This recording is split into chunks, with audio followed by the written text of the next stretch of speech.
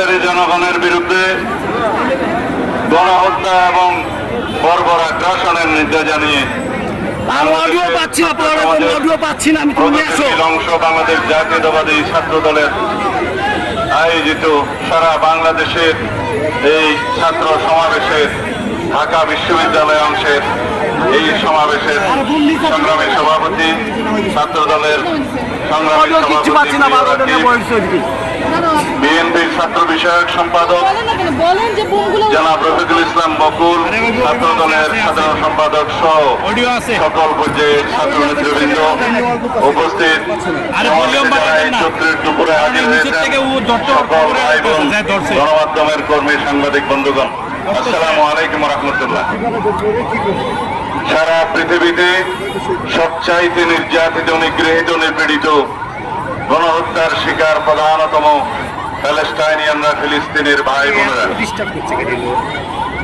প্রথম বিশ্বযুদ্ধ এবং দ্বিতীয় বিশ্বযুদ্ধ পরবর্তী ইঙ্গো মার্কিন ষড়যন্ত্রের মাধ্যমে ফিলিস্তিন রাষ্ট্রের মধ্যে আশ্রিত এই ইসরায়েলিরা, তারা আজকে যারা মূল অধিবাসী ফিলিস্তিনিদেরকে উচ্ছেদ করে আপন দেশে তাদেরকেই পরবাসী বানাচ্ছে।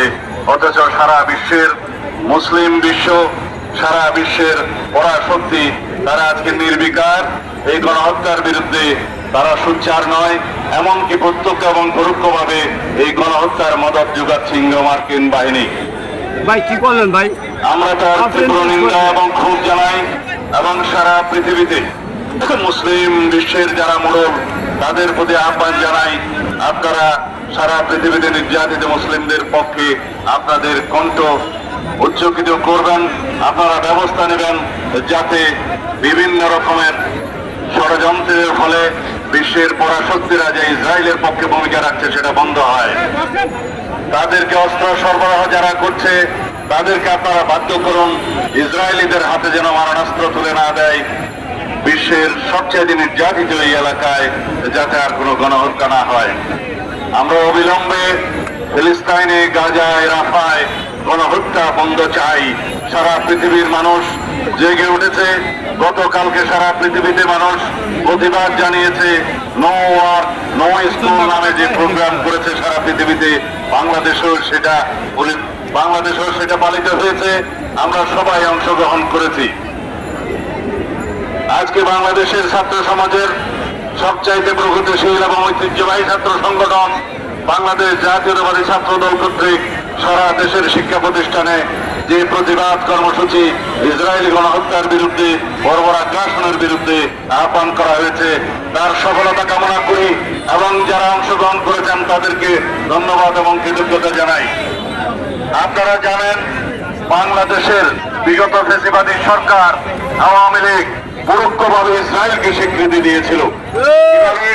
তারা বাংলাদেশের পাসপোর্টে ইসরায়েল ব্যতীত সকল রাষ্ট্রে গমনের যে নির্দেশনা ছিল সেখান থেকে ইসরায়েল শব্দটি রিমুভ করে দিয়েছিল, প্রত্যাহার করে নিয়েছিলেন।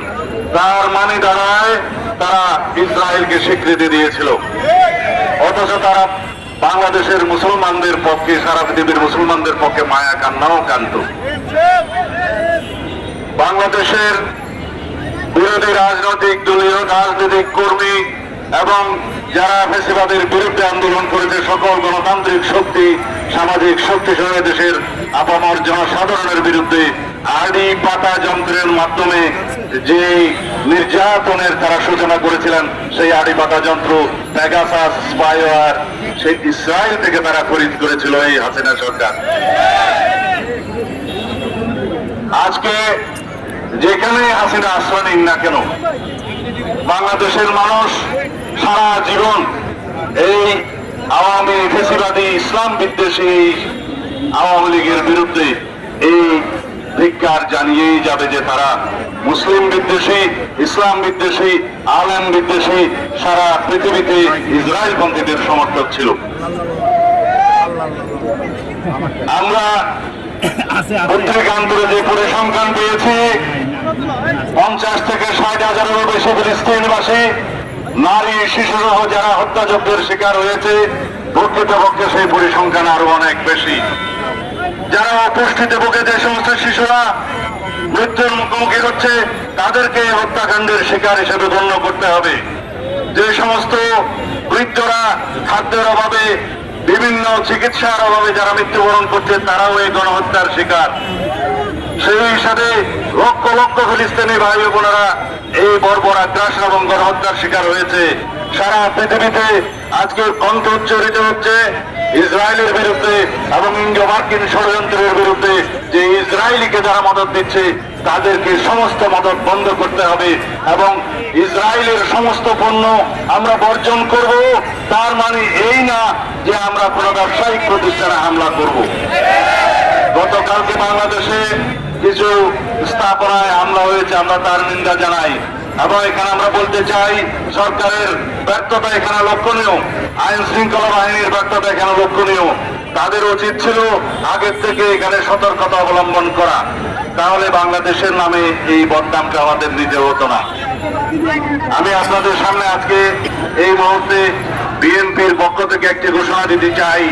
আমরা ফিলিস্তিনি জনগণের পক্ষে এই গণহত্যার, ইসরায়েলি গণহত্যার প্রতিবাদে এবং বর্বর আগ্রাসনের প্রতিবাদে বাংলাদেশ জাতীয়তাবাদী দলের পক্ষ থেকে অতি শিগগির সারা বাংলাদেশে এবং কেন্দ্রীয়ভাবে আমরা একটি বৃহৎ কর্মসূচির ঘোষণা করব।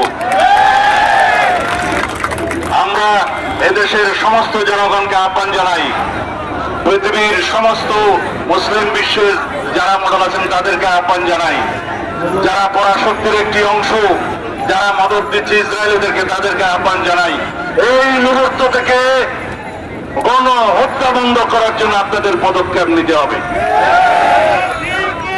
জাতিসংঘের ভূমিকা প্রশ্নবিদ্ধ, কিন্তু ইসরায়েলিরা কখনো জাতিসংঘের কোন রেজলিউশনের প্রতি সম্মান দেখায়নি।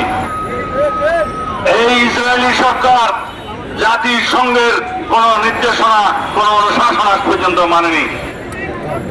এই পরাশক্তির দুই একটা দেশ, তারা সব সময় যখনই ফিলিস্তিনি মুসলমানের পক্ষে জাতিসংঘ রেজলিউশন পাশ করেছে, তারা তার বিরুদ্ধে ভেটো প্রয়োগ করেছে, আপনারা সবাই জানেন। তার মানে হচ্ছে ইসরায়েলের মদতদাতা এই কয়েকটি পরাশক্তিকে তাদের ভূমিকা নিয়ে সারা বিশ্বের মানুষের কাছে জবাবদিহি করতে হবে।